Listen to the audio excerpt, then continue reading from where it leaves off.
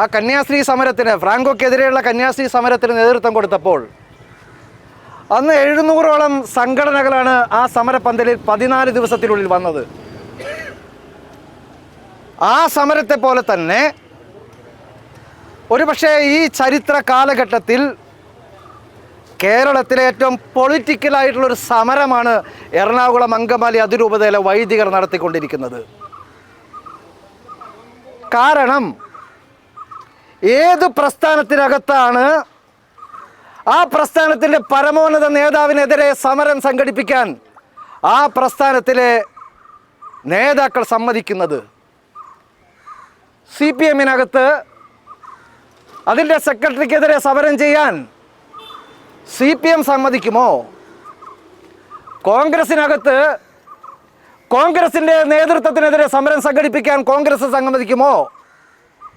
അങ്ങനെ ഏത് സംഘടന നിങ്ങളെടുത്തോളൂ, ഏത് സംഘടനയാണ് ആ സംഘടനയുടെ നേതൃത്വത്തിലിരിക്കുന്ന മനുഷ്യർക്കെതിരെ സമരം സംഘടിപ്പിക്കാൻ ആ നേതൃത്വം സമ്മതിക്കുക? TP ചന്ദ്രശേഖരൻ്റെ വധ നമുക്കറിയാം.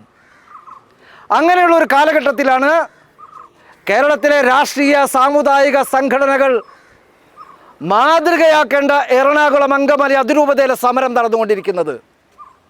ഈ സമരം നേതൃത്വത്തിൻ്റെ ധാർഷ്ട്യത്തിനെതിരെ, നേതൃത്വത്തിൻ്റെ അധികാര പ്രമത്തതയ്ക്കെതിരെ, നേതൃത്വത്തിൻ്റെ മനുഷ്യത്വരഹിതത്തിനെതിരെ, നേതൃത്വത്തിൻ്റെ ക്രിസ്തു വിരുദ്ധതയ്ക്കെതിരാണ് എറണാകുളം അങ്കമാലി അതിരൂപത സമരം ചെയ്തുകൊണ്ടിരിക്കുന്നത്.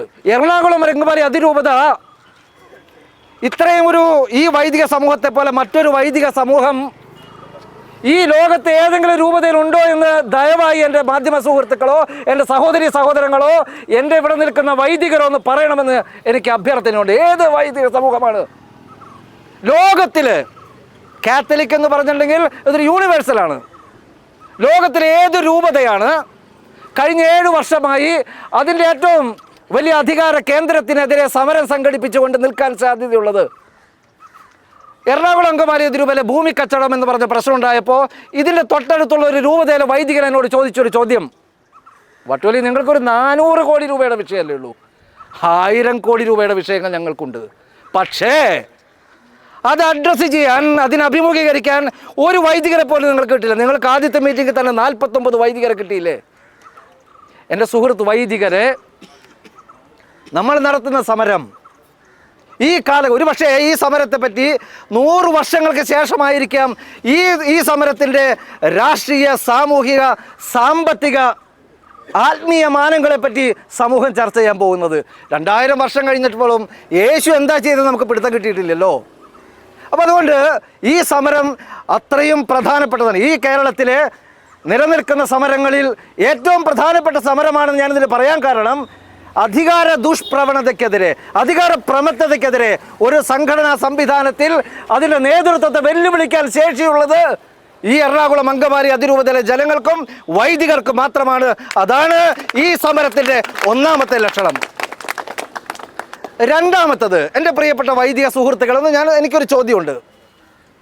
നമ്മൾ മിസ്റ്റർ ബോസ്കോയെ പറ്റി നമ്മൾ പറഞ്ഞു. മിസ്റ്റർ ബോസ്കോ എന്തുകൊണ്ട് 16 കേസിലെ പ്രതിയായ ഒരാളെ വെക്കാതിരിക്കണമെന്ന് യു ജസ്റ്റ് ടെൽ മീ, നിങ്ങൾ എന്നോടൊന്ന് പറയേ. 16 കേസിലെ പ്രതിയായിരിക്കുന്ന ഒരു വൈദികനെ എന്തുകൊണ്ട് വെക്കാതിരിക്കാൻ കാരണമുണ്ടെങ്കിൽ പറയൂ. കാരണം ചാൻസലർ അങ്ങനെ വെക്കാതിരിക്കാനുള്ള കാരണമുണ്ടെങ്കിൽ അദ്ദേഹത്തെ ബാധിക്കുന്ന ഒരു നിയമവ്യവസ്ഥിതിയിൽ അങ്ങനെ ചെയ്താൽ നിനക്കിങ്ങനെ ഒരു ശിക്ഷയുണ്ടെന്ന് പറയണം. നമ്മുടെ കാനൻ ലോയിൽ മെത്രാന്മാരെ ശിക്ഷിക്കുന്ന ഏതെങ്കിലും ഒരു കാനം ബിജു അച്ഛനൊന്ന് പറഞ്ഞു തരണം. ബഹുമാനപ്പെട്ട കാനനിസ്റ്റുകൾ ദയവായിട്ട് എന്നോടൊന്ന് പറഞ്ഞ് മനസ്സിലാക്കി തരണം. ഇവർ ചെയ്താൽ അത് അവർ അക്കൗണ്ടബിൾ ആക്കുന്നത് ഇന്ത്യൻ കോൺസ്റ്റിറ്റ്യൂഷൻ ഉണ്ടായി. ഇന്ത്യ സ്വാതന്ത്ര്യത്തിന് ശേഷം ഇന്ത്യൻ കോൺസ്റ്റിറ്റ്യൂഷൻ ഉണ്ടായി. ഇന്ത്യൻ കോൺസ്റ്റിറ്റ്യൂഷൻ്റെ പ്രത്യേകത എന്താണ്? നിങ്ങൾ അതിനടിസ്ഥാനമാക്കി ഇന്ത്യൻ പീനൽ കോഡ് ഉണ്ടാക്കി. എന്താണ് അതിൻ്റെ പ്രത്യേകത? നിങ്ങൾ കൊന്നാൽ, നിങ്ങൾ ബലാത്സംഗം ചെയ്താൽ, നിങ്ങൾ മോഷ്ടിച്ചാൽ, മോഷ്ടിക്കരുതെന്നുള്ള ഉപദേശമല്ല അതിലുള്ളത്, നിങ്ങൾ മോഷ്ടിച്ചാൽ നിങ്ങൾക്ക് ശിക്ഷയുണ്ട്. ഈ വ്യവസ്ഥിതി നമുക്ക് നമ്മുടെ കാനൻ ലോയിൽ ഇല്ല. ആരാണ് നിയമം ഉണ്ടാക്കുന്നത്? മെത്രാൻ നിയമം ഉണ്ടാക്കുന്നത്. ആരാണ് നിയമം വ്യാഖ്യാനിക്കുന്നത്? ആരാണ് നിയമം നടപ്പിലാക്കുന്നത്? ഈ വ്യവസ്ഥ പൊളിച്ചു കളയാതെ എങ്ങനെയാണ് മിസ്റ്റർ ബിഷപ്പിന് ഒരു തലയ്ക്കകത്ത് വെളിച്ചം വരുമെന്ന് നിങ്ങൾ വിചാരിക്കുന്നത്? കഴിഞ്ഞ എത്രയോ നൂറ്റാണ്ടുകളായി യൂറോപ്പിൽ ഈ സംവിധാനം തകർന്ന് തരിപ്പണമായില്ലേ? എന്തുകൊണ്ട് തകർന്ന് തരിപ്പണമായി? അതിൽ ഈ പൗരോഹിത്യ നേതൃത്വത്തിന് മാത്രം അധികാരമുള്ള ഒരു വ്യവസ്ഥിതിയാണ് അവിടെ നിലനിൽക്കുന്നത്. ഞങ്ങൾക്ക് നമ്മൾ ഈ അൽമായ സമൂഹം, അൽമായ എന്നുള്ള വാക്കിൻ്റെ അർത്ഥം എന്താ? പൊട്ടന്മാർ, വിവരദോഷികൾ. I mean layman in computer, I mean layman in physics, I mean layman in medicine എന്ന് പറഞ്ഞാൽ എനിക്ക് യാതൊരു വിവരമില്ല എന്നാണ് പറയുന്നത്. ഞാനിവിടെ ബൈക്ക് ഓടിച്ച് വന്നപ്പോൾ എനിക്ക് പെട്രോൾ അടിക്കാൻ പൈസ തന്നത് ആ ജനമാണ്. എന്നിട്ട് ഞാൻ അവരെ പറയുന്നു ലാമൻ, അറിവില്ലാത്തവൻ. ഈ കത്തോലിക്ക സഭയിൽ ഇതാണ് നമ്മൾ നിൽക്കുന്ന bone structure of our system. ഇത് എറണാകുളം അങ്കമാലി അതിരൂപതയിൽപ്പെടുന്ന വൈദികർക്ക് മാത്രമാണ് ഇതിനെപ്പറ്റി ആലോചിക്കാൻ ധൈര്യമുണ്ടാവുള്ളൂ. കാരണം യേശു ചെയ്ത ഏറ്റവും വലിയ അത്ഭുതം എന്ന് പറഞ്ഞാൽ അത് ആ യഹൂദ സമുദായത്തിൻ്റെ സിസ്റ്റം അറിയോ, ഒരുപാട് നിയമങ്ങൾ, ഒരുപാട് ആചാരാനുഷ്ഠാനങ്ങൾ, ഒരുപാട് നേർച്ചകൾ, കാഴ്ചകൾ, അതിൻ്റെ അപ്പുറത്ത് ഏറ്റവും വയലൻ്റ് ആയൊരു സിസ്റ്റം അവിടെ ഉണ്ടായിരുന്നു. ആ സിസ്റ്റത്തെ അവൻ പ്രവോക്ക് ചെയ്തു, അതിനെ എക്സ്പോസ് ചെയ്തു, അതിനെ ചൂണ്ടിക്കാണിച്ചു തന്നു എന്നുള്ളതാണ് യേശു ചെയ്ത ഏറ്റവും വലിയ അത്ഭുതം.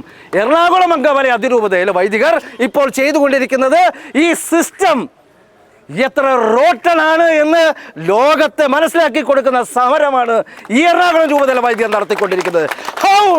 How rotten the system. 700-800 കൊല്ലം മുമ്പുണ്ടായ ഇന്ത്യൻ കോൺസ്റ്റിറ്റ്യൂഷൻ ഉണ്ടായിട്ട് 175 പ്രാവശ്യമാണ് അത് തിരുത്തി എഴുതിയത്. It's a living constitution. നമ്മുടെ canon law it's a dead canon law. ഇത് മ്യൂസിയത്തിൽ വെക്കേണ്ട ഒരു സാധനത്തിൽ വെച്ചിട്ടാണ് നമ്മൾ ഇന്ന് നിങ്ങളെ എന്നെ പേടിപ്പിച്ചുകൊണ്ടിരിക്കുന്നത്. ഞാനിവിടുത്തെ 2 മെത്രാന്മാരെ പ്രതിയാക്കി കേസ് കൊടുത്തിട്ടുണ്ട്. അപ്പോൾ അന്ന് ബിഷപ്പ് ഹൗസിൽ ഈ അരമന എന്നുള്ള വാക്കൊക്കെ ദയവായിട്ട് ഉപേക്ഷിക്കണം പ്ലീസ്. പിതാവ് എന്ന് വിളിക്കുന്നതൊക്കെ അവസാനിപ്പിക്കണം. ഇതൊക്കെ നമ്മുടെ സമരത്തിൻ്റെ. ഞാൻ എൻ്റെ ജനങ്ങളെ, you call me just Vattoli, don't call me father, just call me Vattoli. എൻ്റെ 3 വയസ്സുള്ള കുട്ടികളൊക്കെ ഹായ് വട്ടോലി, ഹായ് വട്ടോലി. ഇതെന്താണ്? ആലഞ്ചേരിക്കെതിരെ നടക്കുന്ന സമരമാണിത്. കാരണം അധികാര പ്രമത്തതയ്ക്കെതിരെ, പൗരോഹിത്യ ദാസ്യത്തിനെതിരെ നടക്കുന്ന സമരമാണിത്. അതുകൊണ്ട് നാളെയും മറ്റന്നാളും ഇത് അവസാനിക്കുമെന്ന് ദയവായിട്ട് നമ്മൾ വിചാരിക്കരുത്. കാരണം അത്രയും പ്രസക്തമായ ചോദ്യങ്ങൾ ചോദിക്കാൻ ധീരതയുള്ള ഒരു വൈദിക സമൂഹവും വൈദിക നേതൃത്വവും നമുക്കുണ്ട് എന്നുള്ളത് കൊണ്ട് മാത്രമാണ് ഈ സമരം നിലനിൽക്കുന്നത്. അല്ലെങ്കിൽ എത്ര പണ്ടേ അവസാനിക്കേണ്ടതായിരുന്നു. അതുകൊണ്ട് നമ്മൾ ചെയ്തുകൊണ്ടിരിക്കുന്നത് ഈ സിസ്റ്റം നൂറ്റാണ്ടുകളായി ഈ സിസ്റ്റം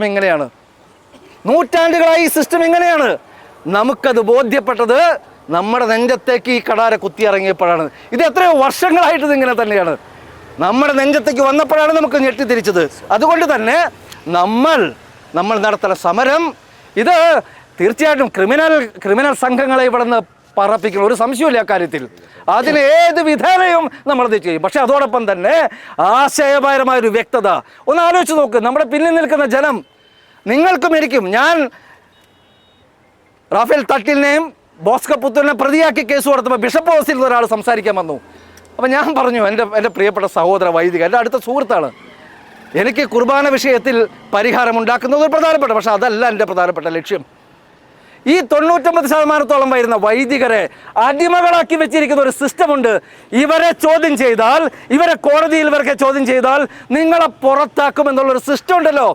അതിനെ ചോദ്യം ചെയ്യാനാണ് ഈ അടിമയായിട്ട് നിൽക്കുന്ന വൈദിക സമൂഹത്തെ, അടിമയായിരിക്കുന്ന ജനങ്ങളെ, അവരെ മോചിപ്പിക്കാനാണ് ഞാൻ ഈ കേസ് കൊടുത്തിരിക്കുന്നത്. ധൈര്യമുണ്ടെങ്കിൽ ഞങ്ങളെ പുറത്താക്കൂ, ധൈര്യമുണ്ടെങ്കിൽ നിങ്ങൾ പുറത്താക്കൂ എന്നാണ് ആ വൈദിക സമൂഹത്തിനോട് പറഞ്ഞത്. എൻ്റെ പ്രിയപ്പെട്ട സുഹൃത്തുക്കൾ വൈദികരെ, അതുകൊണ്ട് തന്നെ ഈ സമരം നമ്മുടെ സമൂഹത്തിൽ, നമ്മുടെ സഭ എന്ന് പറയുന്ന പ്രസ്ഥാനത്തിലെ പുഴുക്കുത്ത്. എന്താണ് അതിന് പുഴുക്കുത്ത്? ഇതിൻ്റെ നിയമവ്യവസ്ഥ തന്നെയാണ്. ജനങ്ങൾക്ക്, നമുക്ക്, ഞാൻ തൃശ്ശൂർ രൂപതയിലെ ഒരു വൈദികൻ, നിങ്ങൾ കോംപ്രമൈസ് ചെയ്യുമെന്ന് നമ്മുടെ രൂപതയിലെ കുറച്ച് വൈദികരുണ്ട്. കോംപ്രമൈസ് ഞാൻ ആ സഹോദരനോട് ചോദിച്ചു, എന്താണ് കോംപ്രമൈസ് ചെയ്യേണ്ടത്? You just tell me. നിനക്ക് എന്താണ് അധികാരമുള്ളത്? മെത്രാൻ്റെ പാദസേവകനായിരിക്കുന്നിടത്തോളം കാലം, മെത്രാൻ്റെ കാല് നക്കിയിരിക്കുന്നിടത്തോളം കാലം നിനക്ക് അധികാരമുണ്ട്. എന്നെങ്കിലും മെത്രാനെ ചോദ്യം ചെയ്യാൽ എന്താണ് നിന്റെ അവസ്ഥ? ഈ ജനങ്ങൾ 99% വരുന്ന ജനങ്ങൾക്കും വൈദികർക്കും കന്യാസ്ത്രീകൾക്കും ഈ വ്യവസ്ഥിതിയിൽ, ഈ നിയമത്തിൽ എന്താണ് അവരുടെ അധികാരം, എന്താണ് അവരുടെ അവകാശം? അതുകൊണ്ട് നമ്മൾ പറയണം കാനൻ ലോ അല്ല, കോൺസ്റ്റിറ്റ്യൂഷനാണ് ഞങ്ങളുടെ പ്രധാനപ്പെട്ടത്. ഈ കോൺസ്റ്റിറ്റ്യൂഷന്റെ കീഴിൽ ഈ ജനങ്ങൾക്കും ഞങ്ങൾക്കും അധികാരമുള്ളൊരു വ്യവസ്ഥിതി ഉണ്ടാക്കണമെന്ന് പറയുന്നിടത്താണ് നമ്മുടെ സമരം അത് കൊടുങ്കാറ്റായിട്ട് പരിണമിക്കുക. കൊടുങ്കാറ്റാണ് നമ്മൾ ചെയ്യുന്ന സമരം. ഇത് ഈ സമൂഹത്തെ പറഞ്ഞ് മനസ്സിലാക്കുന്നതിന് ഇത് കുർബാനയിൽ അങ്ങോട്ട് തിരിയണോ ഇങ്ങോട്ട് തിരിയണോ എന്നൊരു വിഷയമല്ലാതെ ഞാൻ എൻ്റെ പള്ളിയിൽ പറഞ്ഞു, ശീർഷാസനത്തിൽ ചിലപ്പോൾ ഞങ്ങൾ ഇന്ന് കുർബാന ചൊല്ലും. ഞങ്ങൾ തീരുമാനിക്കും. അത് മെത്രാൻ തോക്ക് ചൂണ്ടി ലാത്തി കാണിച്ച് ചൊല്ലണമെന്ന് പറഞ്ഞാൽ ചൊല്ലാൻ സൗകര്യമില്ല എന്ന് ഞങ്ങൾ പറയും. സൗകര്യമില്ല എന്ന് പറയും. ഞങ്ങൾ തീരുമാനിക്കുന്ന സമയത്ത്, ഞങ്ങൾക്ക് ബോധ്യപ്പെടുന്ന സമയത്ത് ഞങ്ങൾ വിചാരിക്കുന്ന കുർബാന ചൊല്ലും. ഇത് ഞങ്ങളുടെ അവകാശമാണ്, ഞങ്ങളുടെ കോൺസ്റ്റിറ്റ്യൂഷണൽ റൈറ്റ് ആണിത്. കാനൻ ലോ തരുന്ന റൈറ്റ് അല്ല. കാനൻ ലോ എന്ന് പ്രമാണം ഈ മെത്രാൻ്റെ തറവാട്ട് കാര്യം മാത്രമാണ് ഈ സഭ എന്ന് പറയുന്നത്. ഇതിനെ മാറ്റിയേ പറ്റൂ, ഇതിന് മാറ്റണം. അതുകൊണ്ട് അങ്ങനെ മാറ്റിയെടുക്കാനുള്ള ഒരു സമരമാണ് പ്രിയപ്പെട്ട സുഹൃത്തുക്കളെ ഞങ്ങൾ ഇവിടെ നടത്തിക്കൊണ്ടിരിക്കുന്നത്. ഇത് കുർബാന വിഷയം പരിഹരിക്കാനോ ഭൂമി കച്ചവടത്തിൽ കുറച്ച് ഭൂമി നഷ്ടപ്പെട്ട് കുറച്ച് പണം തിരിച്ചു പിടിക്കാൻ വേണ്ടി നടക്കുന്ന സമരം മാത്രമല്ല. അത് മാത്രമല്ല, ഞങ്ങൾക്ക് ഈ വ്യവസ്ഥിതിയെ തിരുത്തണം. ഇതിൻ്റെ ചീഞ്ഞഴുകിയ വ്യവസ്ഥിതിയെ തിരുത്തണം. ജനങ്ങൾക്കും ഞങ്ങൾക്ക് അധികാരമില്ലാത്ത വ്യവസ്ഥിതിയെ തിരുത്തണം. ഇത് തിരുത്താൻ വേണ്ടി നടക്കുന്ന സമരമാണ്. ഒരു കാര്യം കൂടി പറഞ്ഞുകൊണ്ട് മാത്രം ഞാൻ അവസാനിപ്പിക്കുന്നു. ഇത് കോലാടുകളും ചെമ്മരിയാടുകളും തമ്മിൽ വേർതിരിക്കുന്ന ഒരു സമയമാണ്. ഞങ്ങൾക്ക് വേണ്ടി ഫൈറ്റ് ചെയ്യാൻ ഞങ്ങളുടെ മെത്രാനുണ്ടായിരുന്നു, ഞങ്ങൾക്ക് ഫൈറ്റ് ചെയ്യാൻ ഞങ്ങളുടെ ജനങ്ങളുണ്ടായിരുന്നു എന്ന് പറയുന്ന കാലം കഴിഞ്ഞു. നമ്മൾ ഓരോരുത്തരും വ്യക്തമായി തീരുമാനമെടുക്കേണ്ട ചരിത്ര മുഹൂർത്തമാണിത്. രണ്ട് കാലും ഒരു സ്ഥലത്ത് തന്നെ വെക്കണം. അപ്പുറത്തൊരു കാല് ഇപ്പുറത്തൊരു കാല് പൊളിഞ്ഞു പോകുമെന്ന് നമുക്കറിയാലോ. അതുകൊണ്ട് കോലാടുകളും ചെമ്മരിയാടുകളും വേർതിരിക്കപ്പെടുന്ന ചരിത്ര മുഹൂർത്തത്തിൽ ഞാൻ ചെമ്മരിയാടാണെന്ന് പറയാൻ ധീരതയുള്ള എറണാകുളം അങ്കമാലി അതിരൂപതയിലെ മുഴുവൻ വൈദികർക്ക് അഭിവാദ്യങ്ങൾ അർപ്പിച്ചുകൊണ്ട് ഈ സമരം ഇത് ക്രിമിനാലിറ്റിക്കെതിരെ നടക്കുന്ന സമരമാണ്. ഈ വ്യവസ്ഥിതിയുടെ ഏറ്റവും നൃശംസതകൾ, ഇതിൻ്റെ ഏറ്റവും വയലൻസ്, ഇതിനെ പുറത്ത് വിടാൻ, ഇതിനെ എക്സ്പോസ് ചെയ്യാൻ എറണാകുളം അങ്കമാലി അതിരൂപതയിലെ വൈദികരായ നമുക്ക് മാത്രമാണ് ശേഷിയുള്ളത്, ധൈര്യമുള്ളത്. അത് തിരിച്ചറിഞ്ഞുകൊണ്ട് മുന്നോട്ട് പോകുന്ന സമരമാണ്. ഈ സമരത്തിന് മുഴുവൻ ഐക്യദാർഢ്യവും ഇതിന് ഒരു അഭിവാദനവും ഒരുമിച്ച് നിന്ന് ജീവൻ വെടിഞ്ഞ് നമ്മൾ പോരാടാമെന്ന് പ്രഖ്യാപിച്ചുകൊണ്ട് എൻ്റെ വാക്കുകൾ ഉപസംഹരിക്കുന്നു. നന്ദി, നമസ്കാരം.